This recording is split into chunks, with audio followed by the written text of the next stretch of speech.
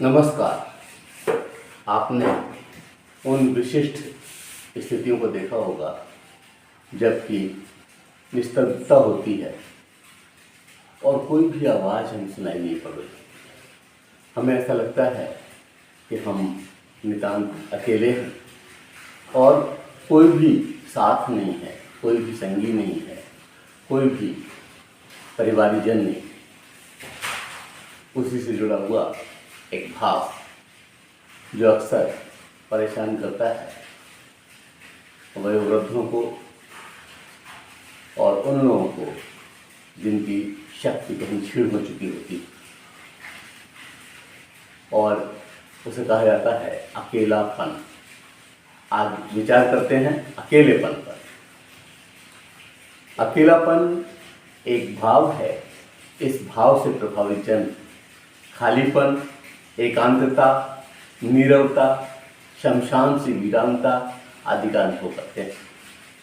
उसका चेहरा अधिकांश निर्विकार भाव प्रदर्शित करता है, पर आंखें सब कुछ देखते हुए मानस को पृथक क्षेत्रों में भटकाती हैं। उसकी आंखें उसके चिंतन के वीरानेपन को झलकाने का सशक्त माध्यम बन जाती हैं। वास्तव में एकाकीपन, एकांतता और अकेलापन पर्याय नहीं। ये उन लोगों के लिए जिनके शरीर में ताकत है, एक अलग तरह का भाव रखता है, और जो लोग रुग्ण हैं, जिनका शरीर काम नहीं कर रहा है, उनके लिए अकेलेपन का दूसरा ही मतलब है। दूसरी ओर यह अकेलापन कुछ लोगों हेतु एक मौका है जिसमें वे अपने मन माफिक खाना पीना, व्यायाम करना, चिंतन, सृजनात्मकता का कार्य करना और तमाम विविध कार्य करके वो आनंदित होते हैं।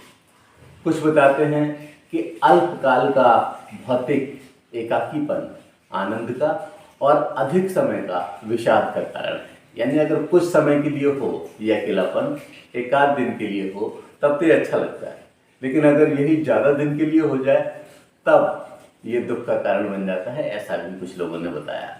विविध विचारकों ने अकेलापन को आयु से जोड़ा और बताया कि हर आयु में अकेलेपन का आशय पृथक है। यह बाल्यावस्था, किशोरावस्था, युवावस्था, प्रौढ़ावस्था और वृद्धावस्था में अलग अलग अर्थ रखती है। बाल्यावस्था में साथियों के मध्य रहने वाला बालक यदि अकेला पड़ जाए तो कहता है कि मैं बोर हो रहा हूँ। छोटे छोटे से बालकों से अगर आप बात करें तो वो यही कहते हैं कि मैं किसके साथ खेलूं, मेरा तो मन ही नहीं लग रहा है, मैं बोर हो रहा हूँ। इस तरह की बात हो रखते हैं। और किशोरावस्था, जिसे तनाव, तूफान और संघर्ष की अवस्था कहा जाता है, यह अकेलापन एकाग्रता की जगह है उग्रता का रूप धारण कर लेता है। उद्दंडता आती है, व्यग्रता और विरोधी मनोवृत्ति का कारण बन जाता है उन किशोरों का ये अकेलापन। वहीं उचित साथ और निर्देशन जीवन की सम्यक आधारशिला भी रख देता है। जो लोग संभलने वाले होते हैं वो इसी आयु में अपने आप को संभाल लेते हैं और आजीवन एक विशिष्ट व्यक्तित्व का रूप धारण करते हैं। इसलिए इस समय इन्हें सही निर्देशन मिले और सही साथ मिले तो जीवन संवर सकता है। दूसरी ओर युवावस्था में यह प्रेम, स्नेह, वासना, नर नारी के सहज आकर्षण और अदम्य इच्छा शक्ति जागरण का कारण भी बनता है। कुछ युवाओं का अकेलापन सूनेपन और खालीपन से दुष्प्रभावित हो अपूर्णीय क्षति की वजह भी बन सकता है। प्रौढ़ावस्था का अकेलापन जोश और होश दोनों ही रखता है। चिंतन, तुलना, प्रयास, क्षमता वृद्धि, आवश्यकता पूर्ति के बीच सम्यक तालमेल में सहयोगी भाव रखता है, लेकिन भटकाव का दौर अंतहीन निराशा से जोड़ता है। जबकि वृद्धावस्था का अकेलापन कुछ के लिए घातक और कुछ के लिए सृजन के अवसर लाता है। वास्तव में यह इस विवेक पर, मस्तिष्क पर, मानसिक शक्ति पर डिपेंड करता है। वृद्धावस्था में जीवन साथी से अलगाव, आय के साधनों की कमी, आवश्यकता पूर्ति न हो पाना, रुग्णावस्था अकेलेपन को निराशा और अवसाद से जोड़ता है। जबकि इसी समय का स्वस्थ शरीर, सकारात्मक चिंतन, कुछ कर गुजरने की इच्छा और अब तक जो कुछ नहीं कर पाए हैं उसे पूरा करने की इच्छा, यह सब हमें सृजन से जोड़ता है। कुल मिलाकर अकेलापन एक मनोदशा है जो नकारात्मक चिंतन वालों हेतु परेशान करने वाली और सकारात्मक चिंतन वालों को कुछ कर गुजरने का हौसला प्रदान करती है।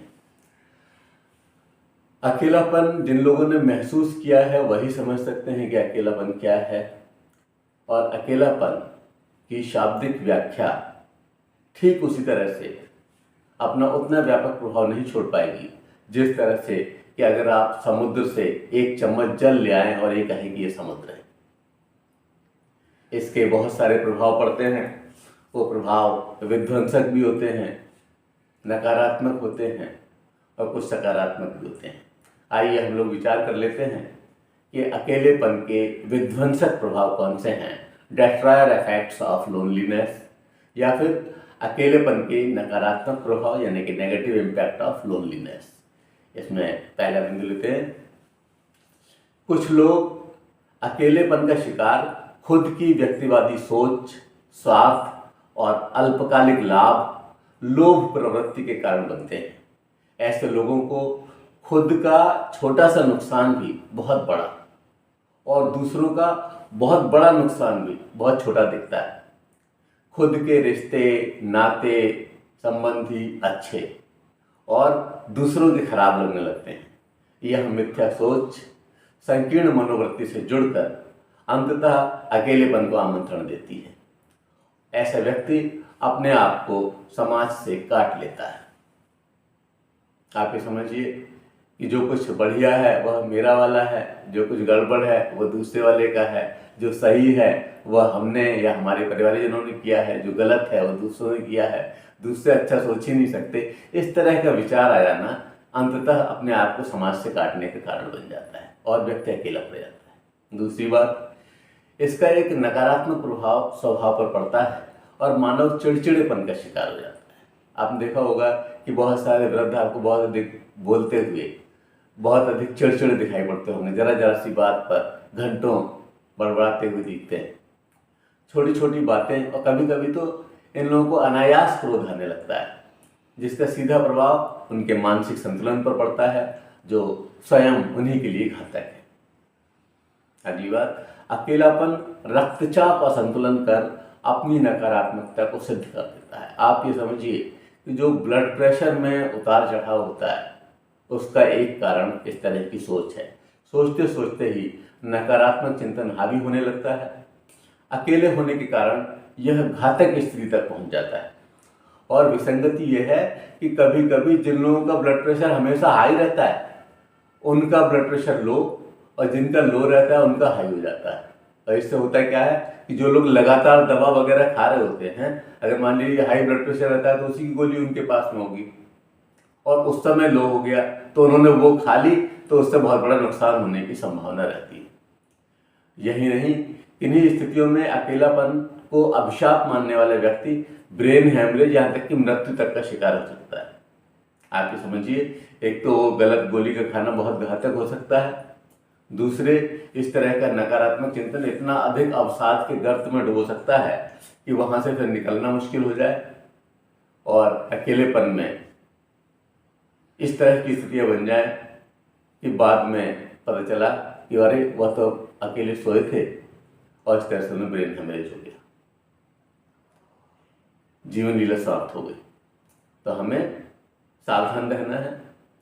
अकेलेपन से दुष्प्रभावित व्यक्ति घबराहट के लक्षणों से युक्त हो जाता है, उसका आत्मविश्वास दिख जाता है, जो घटित नहीं हुआ है और न हो सकता है उसकी कल्पना कर करके वो जो है आदमी घबराता रहता है और अनजाने भय व आशंका का शिकार हो जाता है। और यदि किसी नशे का वो सेवन करने वाला आदमी है तब तो वही बात हो गई कि करेला और नीम चढ़ा। तो ऐसी स्थिति बहुत अधिक घातक हो जाती है, क्योंकि उस नशे की वजह से उसकी चिंतन की शक्ति का ह्रास हो जाता है। और यह चिंतन शक्ति का ह्रास होना उसे एक संकीर्ण, एक छोटे दायरे से बाहर निकलने नहीं देता कि इसके और समाधान के उपाय हो सकते हैं। उसने जो भी कल्पना किया और जो हावी हो गया उसके दिमाग पर, उसे सोच सोच करके वो परेशान होता रहता है और अपने लिए बहुत घातक स्थिति का निर्माण कर लेता है। एक और बात कि अकेलापन को दुस्वप्न मानने वाला व्यक्ति सामवेगिक असंतुलन व अपरिपक्वता के लक्षण प्रदर्शित करता है। उसका स्वाभाविक मोह व लगाव भी नाटक जैसा प्रतीत होता है, क्योंकि उसका व्यवहार अकेलेपन की सोच के चलते अव्यावहारिक हो जाता है।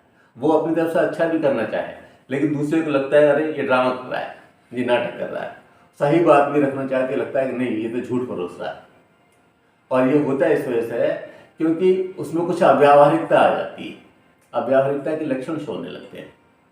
एक और बात, जब शरीर वृद्ध या रुग्ण होता है और व्यक्ति स्वयं को अकेलेपन के कारण अभिशप्त मानता है, तो उसकी वास्तविक क्षमता भी ह्रास की स्थिति को प्राप्त कर लेती है और क्षमता से कम कार्य कर पाना स्वाभाविक हो जाता है, जो अकेलेपन के दुष्चक्र में उसे बहुत गहनतम फंसा देता है।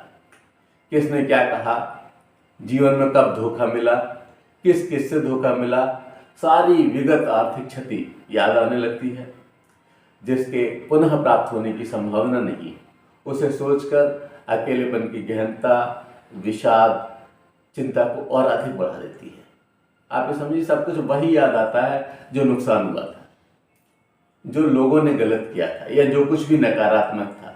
किसी ने पैसे मार लिए, किसी ने किसी समय कुछ नहीं दिया, हालांकि उसका प्रभाव नहीं पड़ रहा है, लेकिन वो सोच सोच करके आदि परेशान होता है और अकेलेपन में इतना अधिक कुंठित हो जाता है कि अपना स्वास्थ्य खराब कर लेता है और तब और अधिक स्थिति बिगड़ जाती है। ऐसा नहीं है कि अकेलेपन से केवल नुकसान ही होता है, अकेलेपन के बहुत अधिक लाभ भी होते हैं। लोग ये कहते हैं कि जिनके शरीर में ताकत है उनको अकेलेपन का फायदा मिलता है, और जो लोग बीमार हैं, जो लोग रुग्ण हैं, जिनके शरीर की सामर्थ्य चुक गई है, उन लोगों को नुकसान होता है। आइए विचार कर लेते हैं कि अकेलेपन के लाभ क्या है। Advantage of loneliness. जीवन सुख दुख का एक ताना बाना है, अंततः इसे खत्म हो जाना है। अब तक 10,000 करोड़ से अधिक लोग इस पृथ्वी से जा चुके हैं, लेकिन जीवन चक्र बहुत से स्तरों से हमारा परिचयीकरण कराता है। उसी में एक स्थिति कतिपय लोगों को ऐसी भी मिलती है जिसे अकेलापन कहा जाता है। यह अद्भुत क्षण, इसके वृहद लाभों को हम अगर प्रयास करें तो इस प्रकार से क्रमित कर सकते हैं। पहली बात के रूप में ले सकते हैं कि अकेलापन हमें वह प्रदान करता है जो अन्य स्थितियों में मिलना संभव ही नहीं।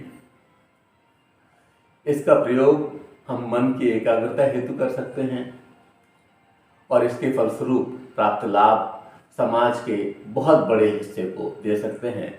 बहुत बड़ा सामाजिक परिक्षेत्र इसका लाभ उठा सकता है। हम ये सोचें कि ऐसा क्या किया जाना चाहिए जो समाज नहीं कर पा रहा है, नहीं सोच पा रहा है, समय की आपाधापी में लगा हुआ है और हम खाली हैं। हम उस पर विचार कर सकते हैं, उसकी दिशा और दशा तय कर सकते हैं। अगली बात, अकेलेपन में ऐसे विलक्षण विचार आते हैं जो स्व-उत्थान और राष्ट्रोत्थान का कारण बन सकते हैं।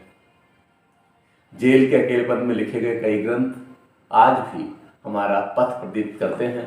बहुत सारे विचारक जब उन्हें जेल में डाल दिया गया और एकाकीपन का शिकार हुए तो उन्होंने बहुत सी पुस्तकें लिखी।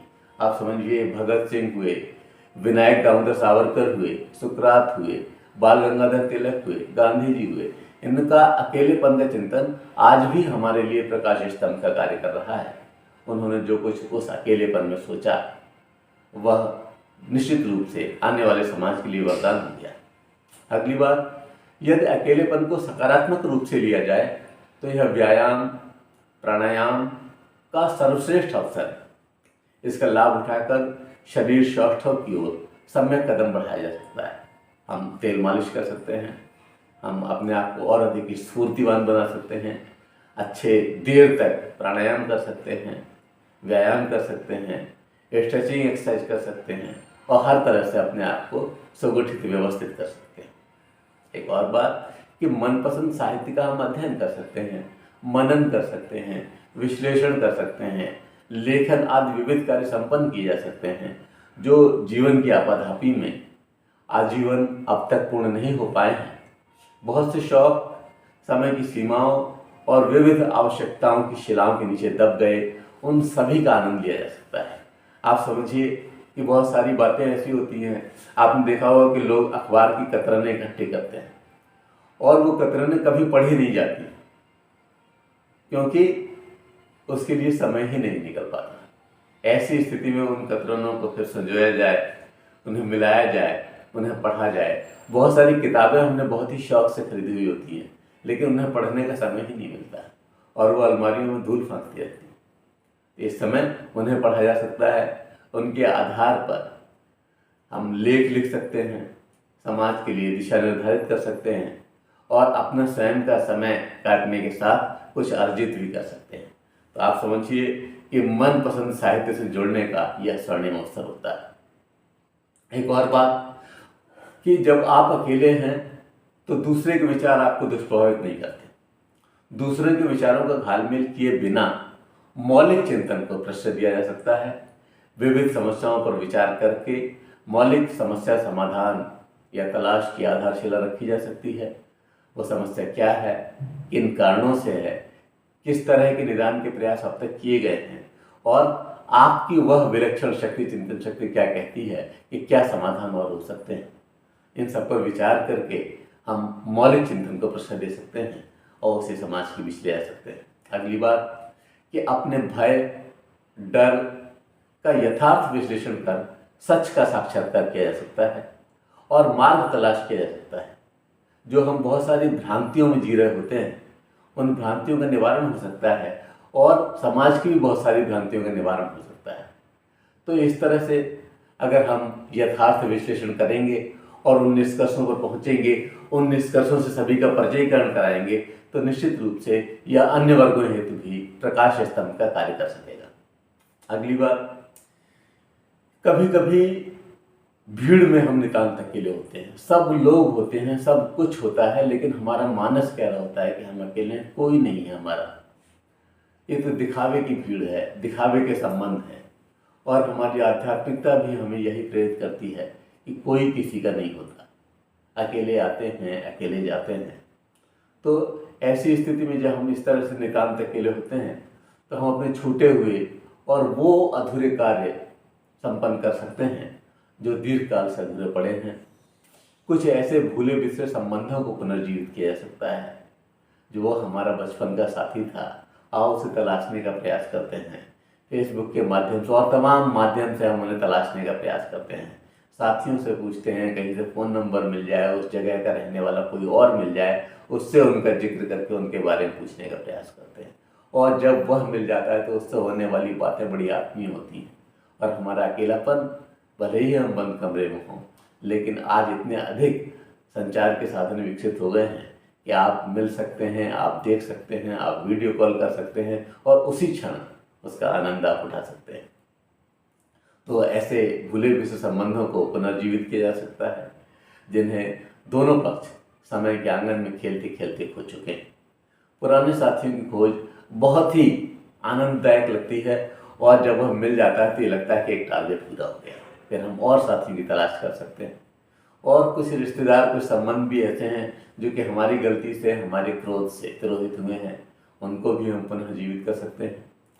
स्वच्छता की ओर प्रभावी कदम बढ़ाया जा सकता है और अकेलेपन में केवल अपनी अलमारी नहीं, केवल अपना कमरा नहीं, बल्कि पूरे घर को एक नया लुक दिया जा सकता है, एक नया आयाम दिया जा सकता है और अपनी जिंदादिली की स्पष्ट छाप छोड़ी जा सकती है।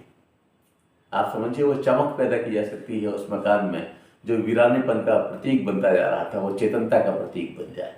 ये प्रयास उस अकेलेपन में किया जा सकता है और बहुत सावधानी से हमें यह प्रयास करना चाहिए। वृद्ध लोगों को बहुत सावधानी रखनी है कि उन्हें ऊंचाई वाले स्थलों, पंखे आदि को साफ करने का जोखिम नहीं उठाना है। जहाँ तक उनका हाथ पहुँच रहा है, जहाँ तक वो इजीली कर पा रहे हैं, वहाँ तक की व्यवस्था करें और उस स्वच्छता को देखकर घर के दूसरे लोग भी बहुत आनंदित हो जाएंगे और आपके साथ हाथ बटाएंगे और आपको लगेगा कि आपका एकाकीपन दूर हुआ। एक और बात कि अपनी कल्पना से विश्व के अनबुझे क्षेत्रों से जुड़े विविध तथ्यों पर अपना विचार कलमबद्ध किया जाता है।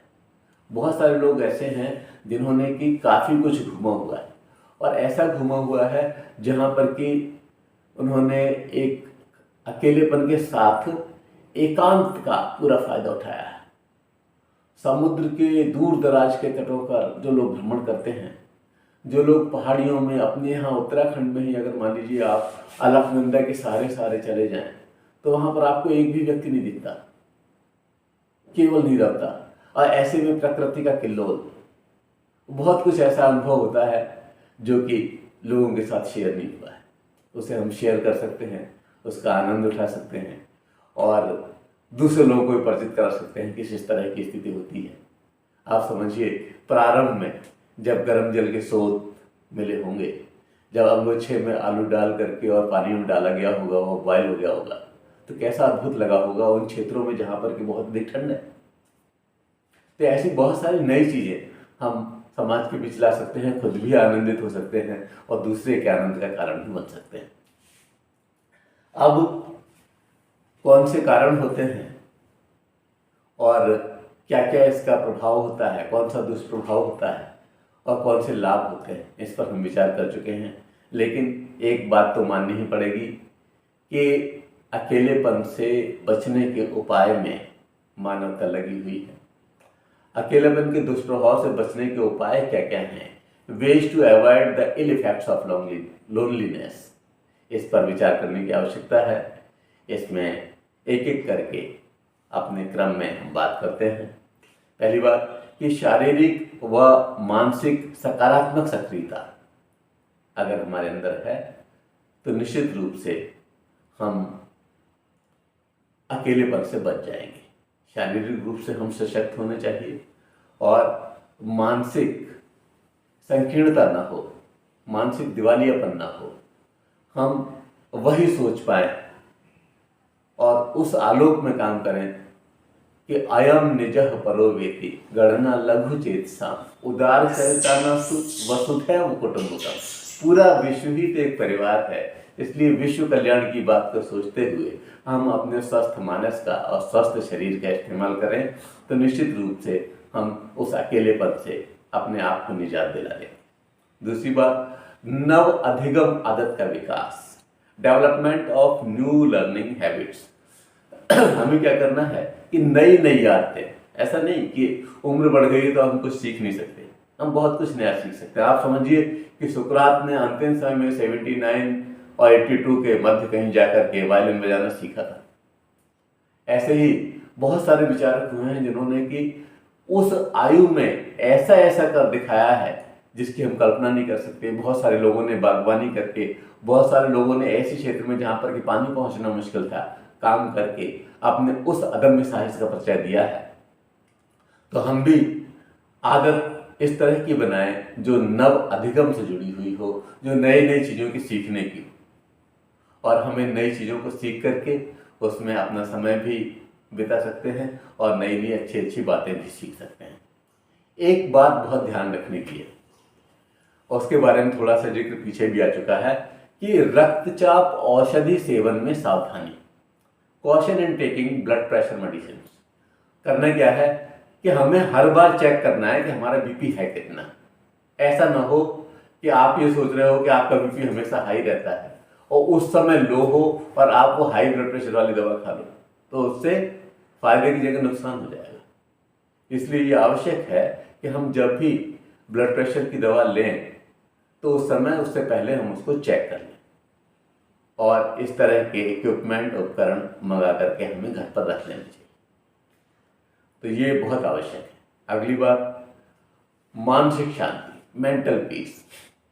आप ये समझिए कि हमें इसके लिए जो भी प्रयास संभव हो, अगर हमें किसी तरह का साहित्य मानसिक शांति देता है, किसी तरह का घूमना फिरना मानसिक शांति प्रदान करता है, किसी तरह के प्राणायाम मानसिक शांति प्रदान करते हैं, तो उसके लिए हमें प्रयास करने चाहिए।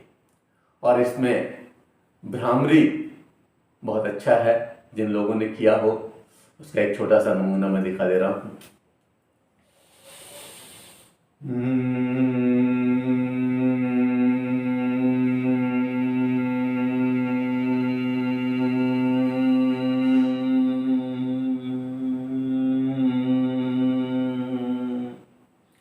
इस तरह से बार बार करके आप देखिए बहुत ही अद्भुत मानसिक शांति का अनुभव होता है।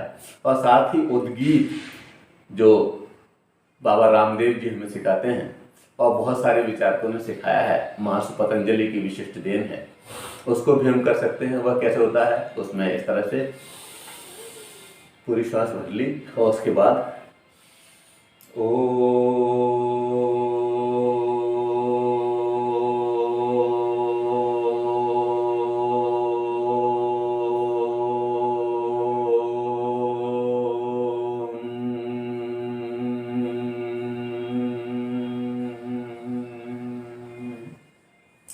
इसको भी हम बार बार करते हैं तो मन एकाग्र होता है और मन को विशिष्ट शांति प्रदान होती है। तो हम इससे क्या कर सकते हैं कि अपने आप को तमाम चीज़ों से काट सकते हैं और सकारात्मक दिशा में लगा सकते हैं। हमारा ध्यान एकाग्र हो जाएगा। एकाग्र ही नहीं होगा, एकाग्र एक छोटी टर्म है, इससे बड़ा वो विभिन्न अनुभवों को संजोने के लिए एक सही धरातल हो जाएगा। जिस तरह से हम बीज बोने से पहले मिट्टी की व्यवस्थाएं बनाते हैं, उस तरह से हमारा ये मानस जो है वह भी इस तरह का बन जाएगा जो कि बहुत सारी चीज़ों को सकारात्मक रूप से स्वीकार कर सकेगा और ये मानसिक शांति इसे मिलेगी। अगली बात, प्राणायाम, व्यायाम, आसन का हम सम्यक समन्वय करें, proper coordination of pranayama, exercise and आसन। तो हमें क्या करना है कि कौन से प्राणायाम करने चाहिए, कौन से आसन करने चाहिए, कौन सी एक्सरसाइज करनी चाहिए, किन स्ट्रेचिंग एक्सरसाइज को हम शामिल कर सकते हैं, कौन सी बीमारी होने पर कौन सी एक्सरसाइज नहीं करनी चाहिए, इन सब का हमें ध्यान रखना है। आसनों का क्रम बनाते वक्त युवा लोग तो एक आगे झुकने का हो तो एक पीछे का, एक इस साइड का तो एक इस साइड का, एक क्लॉकवाइज तो एक एंटी क्लॉकवाइज, इन सब की चीज़ों की हम सोच से अपने आप को जोड़ सकते हैं और एक जो सही ट्रेनर हो उसका हम सानिध्य प्राप्त कर सकते हैं और उससे सीख करके उसे हम अपने जीवन में उतार सकते हैं और आजीवन स्वस्थ रह सकते हैं। तो आप समझिए प्राणायाम, व्यायाम और आसन का सही यह सम्यक समन्वय बहुत आवश्यक है। अगली बात, सामाजिक कार्यों से जुड़ा। जब रिटायरमेंट हो गया है, जब करने के लिए इतना अधिक नहीं है, तो ऐसी स्थिति में हम इन्वॉल्वमेंट इन सोशल वर्क करें और समाज से जुड़ें।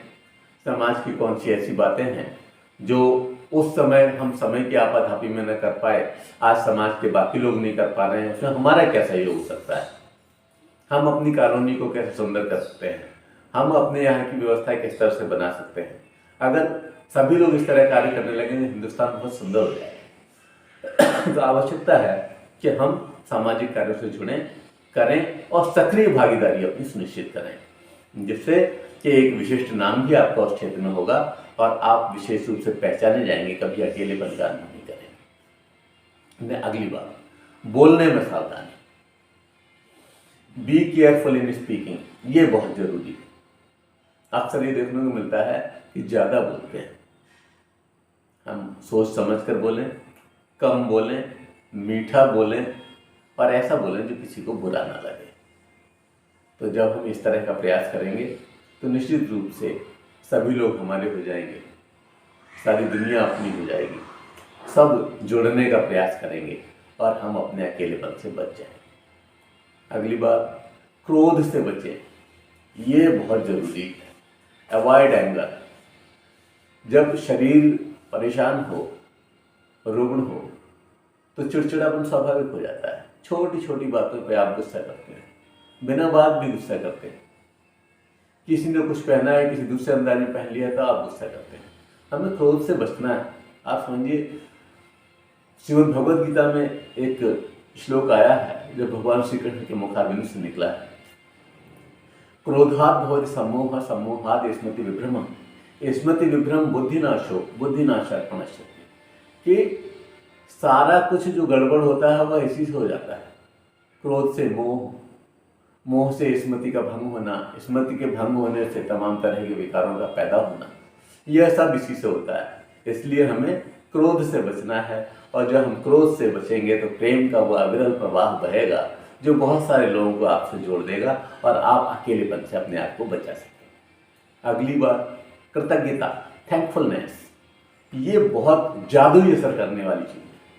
आप ये समझिए, बिल्कुल जादू जैसा असर है। अगर किसी ने आपके लिए कुछ कर दिया, आपने कहा धन्यवाद धन्यवाद धन्यवाद, तो आप निश्चित समझिए कि आप एक अद्भुत शक्ति से भर उठेंगे। आप समझिए कुछ भी तो हमने अपने लिए नहीं किया, ये कुछ हमने अपने आप से लाया है। इसके बटन क्या हमने लगाए हैं, इसके बटन क्या हमने बनाए हैं, यह कपड़ा क्या हमने बुना है। आप देखेंगे कि बहुत सारे लोग हैं जिन्होंने हमारे लिए काम किया हुआ है। तो हम उन सब के प्रति अगर कृतज्ञ होना भी शुरू कर देना, तो आप समझिए मन मयूर एक ऐसे भाव से, आनंद के भाव से भर जाता है कि उसका तो हम व्याख्या भी नहीं कर सकते, विवेचना नहीं की जा सकती।